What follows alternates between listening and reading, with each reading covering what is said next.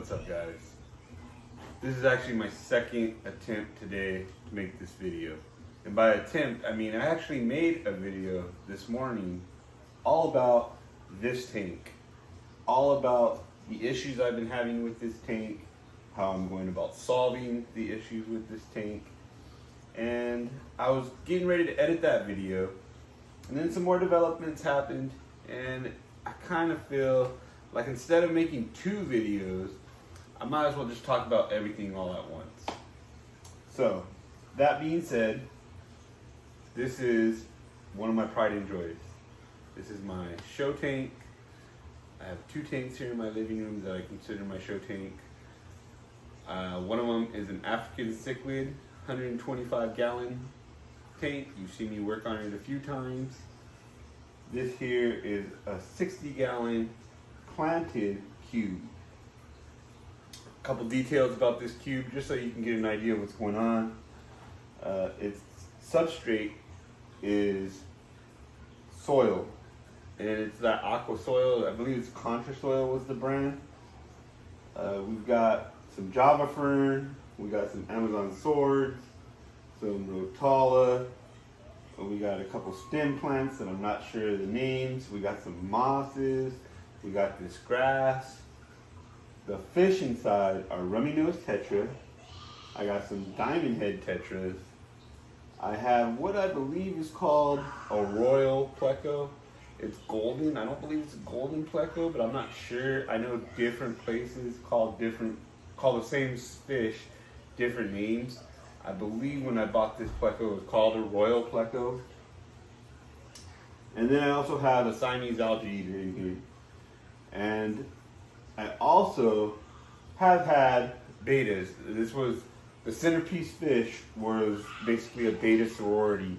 And it was never more than 3. It was usually like 1 or 2, or 2 or 3. I wanted to have a couple more, but that's what kind of we're gonna get into, okay? So, I planted this tank in January, like maybe the end of January, and everything about this tank has been 100% positive since then. We've added the tetras, we added the other fish, and the betas that we had put in originally lasted all 4 months, and they were healthy and happy. There were some koi betas, there was 2 of them. A couple weeks ago, I made a video all about working on the plants, right? And it's not my first time. I call it aqua gardening. It's not my first time. So before, I had just barely trimmed maybe a couple inches off the top. That way the plants could keep growing. This last time, what I wanted to do was I took a significant amount. I cut it basically right in half. I cut the plants right in half, and then I replanted a lot of the stem plants. These Java ferns, I took the babies, I don't know what you call baby plants, but I took the babies off the leaf because they kind of grow on the ends of the leaves, and I bunched them together, put super glue, and glued them to the rocks. Okay? That tells you where I am there. So now you got the idea that we have the rocks and we have the Java fern. And actually here, let me show you, just in case this might become pertinent. This is the glue that I use. It's actually a coral glue. I don't know if that's the wrong kind of glue, but we'll move on, okay? So we did all this plant maintenance. When I did that, some of the dirt got stirred up. From stirring up the dirt, I believe, and I'm pretty sure, that clogged up my Fluval 407 filter, which mostly, after the regular sponges that the 407 has, is full of polyfill. And I probably packed it pretty heavy with polyfill. So when you pack it pretty heavy with polyfill, it clogs up really easy. It makes the tank nice and clear when it's filtering, but it'll clog up super easy. So once again, I had it full of polyfill. The polyfill got clogged by the dirt. So maybe like a day or two later, I noticed when I came home from a break from work, and it was right before I had to go back to work, it was just a quick break, I noticed the tank wasn't moving. I also noticed there was a heavy biofilm on the top of the tank. And that's probably why I noticed that it wasn't moving. I didn't see that moving. So I said, hey, something's wrong. After a closer inspection, that's when I took apart the filter and I saw it was so clogged. And I blamed it on myself for not paying attention enough while making the last video. I'm not saying that that was wrong to do. I think a lot of it was because I should have paid more attention and seen what was going on. But since then, it's been about 10 days, and every day, I would say on average, I've lost 1 to 2 fish. Mostly the rummy-nosed tetra, and just about all the bettas. And I say just about all because after the initial betta died, on the first night that I saw that the filter was clogged, another betta died. And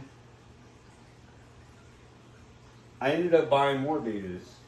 And I was at the fish store, and I had thought that we had solved the issue. I thought, okay, it was just the whole filter issue, and it was better. So I had 3 more bettas. This time they weren't kois. They were just pretty betta females. And once again, it's really the rummy-nosed tetras that were dying. And sometimes I think it's kind of hard to see the dead fish because there is so much plant growth in here. And there's caves. So they can really hide within the rocks, within the plants. When they die, their bodies could get caught up in there. And I don't see a couple of the other bettas. When I've asked for advice about why the rummy-nosed tetra are dying, a lot of people have told me that the bettas or the Siamese algae eater are probably torturing the tetras, causing them to die. I don't think that's the problem. And the reason I don't think that's the problem is because the bettas lived in harmony with the tetra for so long. That being said, I did add the new rummy-nosed tetra, the new bettas on the last time, not too long ago, maybe like a week ago.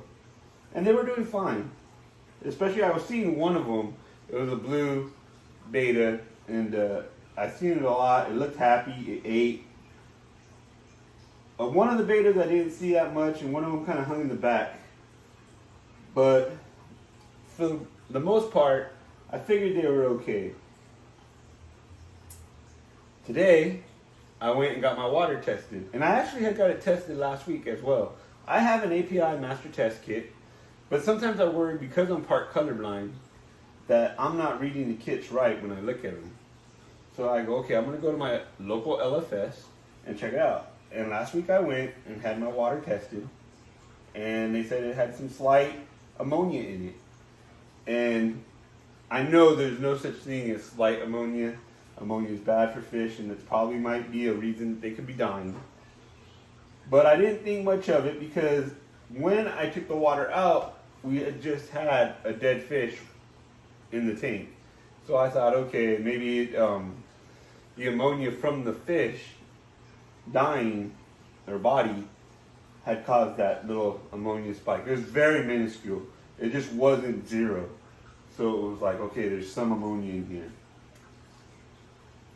Fast forward to this week, I went to go get my water tested today at a different location, and the gentleman told me that the KH and pH were both very low.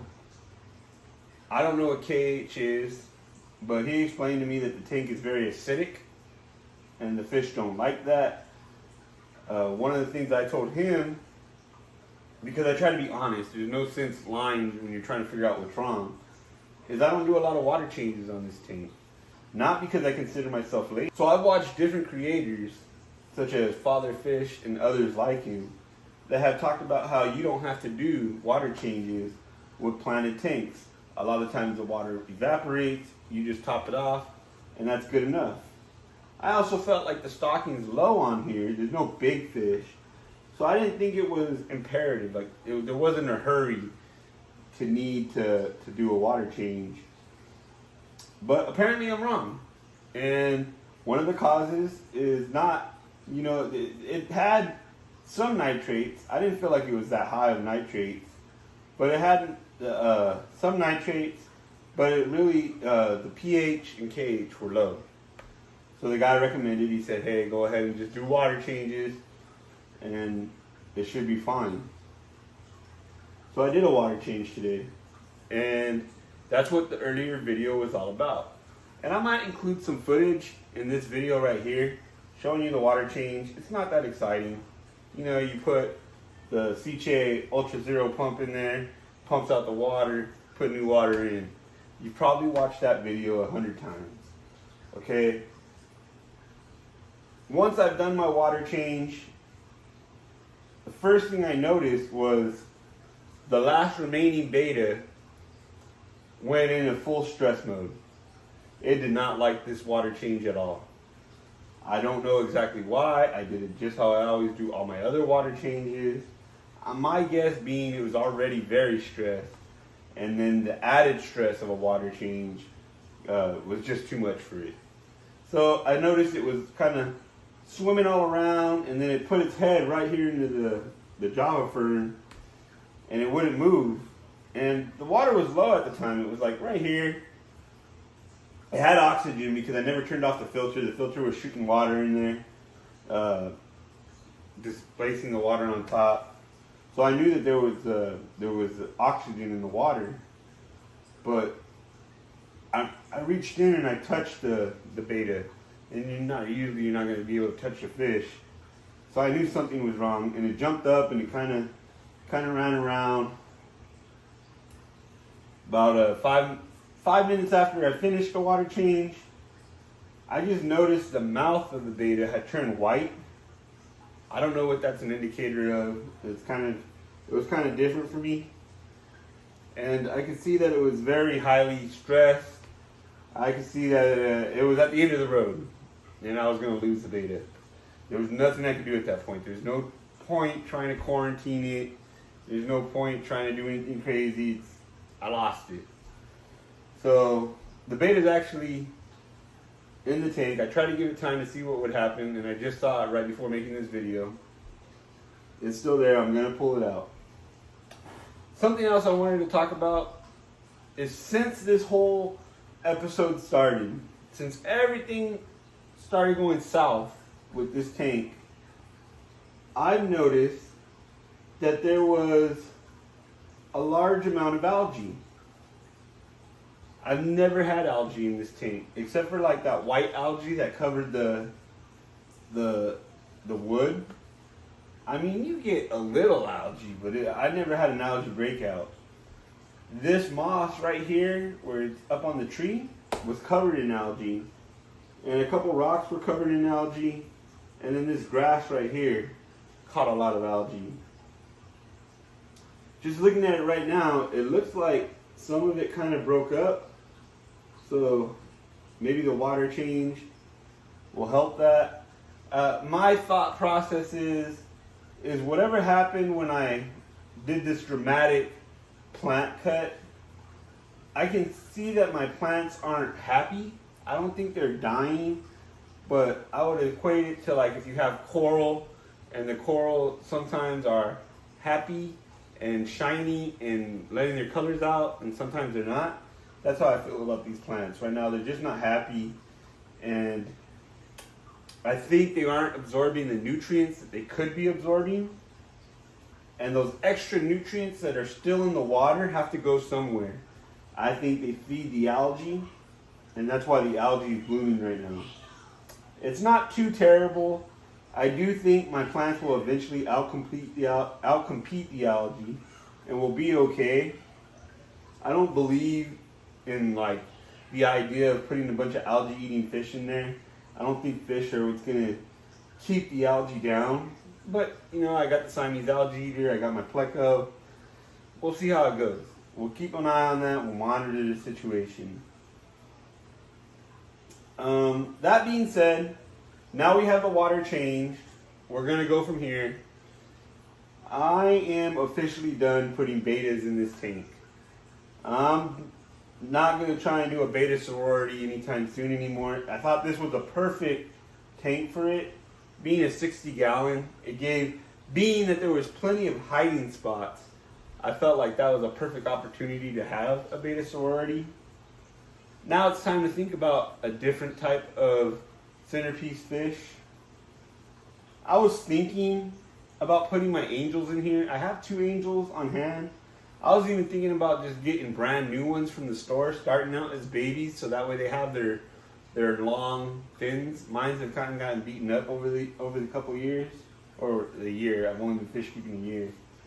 But I was thinking about putting angels, but then I look at the tank and I'm like, hey, if you know anything about angels, they get kind of big, especially the angels I like. You know, the long-veiled angels.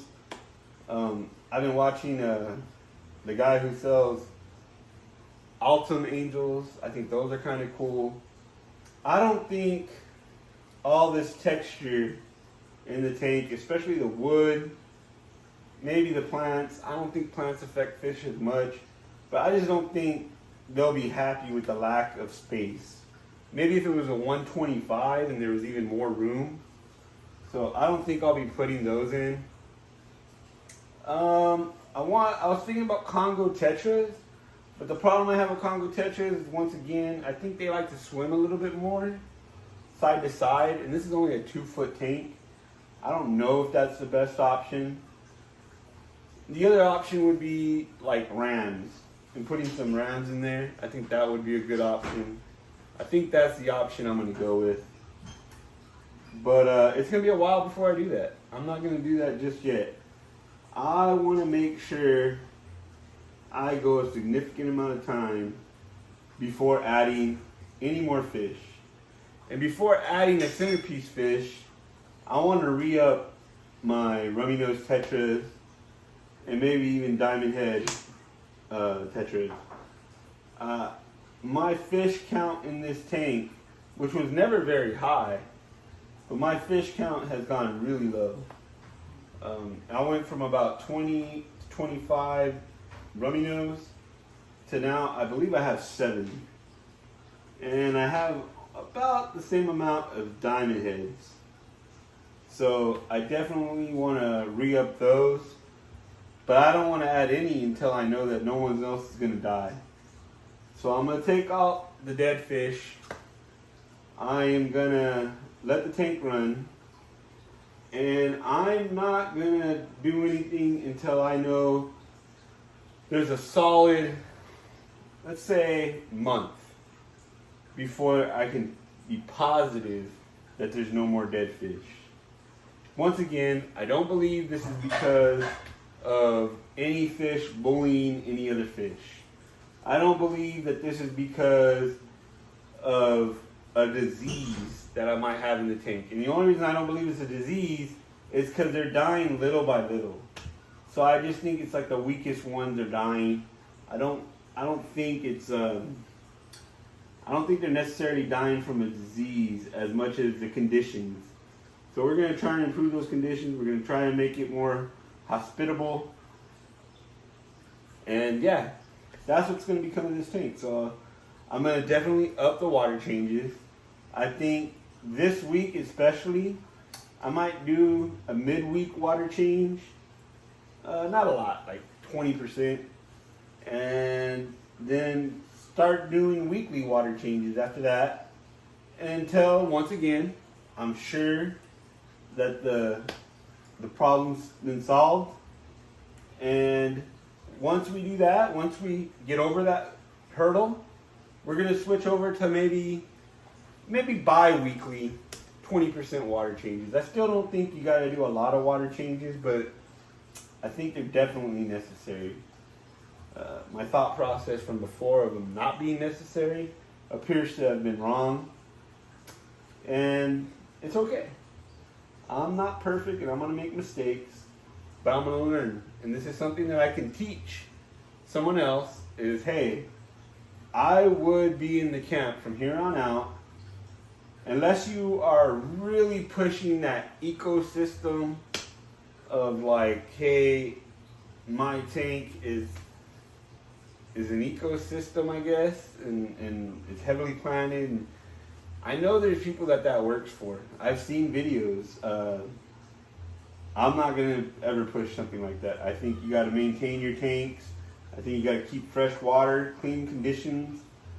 This was what I considered clean water, but I mean, hey, you wait long enough, and I guess nothing's clean. So it's all good. We lived, we learned, we're moving on. That's what I wanted to say. That's where I'm at with this tank. Look forward to seeing these rams in here. Like I said, I think I'm gonna shoot for September. I think September is when I add more rams, or add rams to this tank. If everything's good by August, I'll put them in a quarantine tank. I'm thinking like 4, maybe 5, depending on the species. We'll have to take a look. Just something that's gonna pop color, but not be too huge. That I'll leave it open to. I might be able to change my mind about what kind of fish I put in there. But yeah, I don't want anything that's not gonna like the crowded environment. If it was longer and they had more room to swim, I think I'd have more options. But the tank is what it is. All right, guys, that's all I got to say about this topic. I actually was going to talk about the whole house and all the different fish. I don't want to make every video 30 minutes. I try to keep my videos watchable. I know today I wasn't the bright, happy self that I normally am. Trust me, I want to be a happy person. But it's a bummer when stuff's not going right. But it's an opportunity to learn. And in this fish keeping hobby, I think the best thing is learning. So going forward, not to say you're not going to make any mistakes, but you can learn from the mistakes that you've made. You know, I think it's very important. Yeah, that's all I got today. One quick note I didn't talk about. I still have a pretty good sized snail outbreak, but I got this cool tool. I use this, and I scoop the snails out. I roll it against the glass and feed them to my pufferfish. He's loving it. I have an assassin snail. I don't know if you can see, but he's actually climbing on the glass. I have 2 others that I think might be dead. They're kind of just chilling on the rock, and they've been there for a couple days. I don't know if that's what assassin snails do, but they haven't moved in a while, so I'm not sure. But I can tell you one thing. As far as like controlling the snail population, yeah, assassin snails aren't it. They just, it's a nice idea, but nah, it's not the business. But they are cool to look at, so I'm not mad about it. Alright guys, thank you for joining me on this video. Thank you for following this channel. Make sure you like, subscribe. Guys, I will see you on the next one.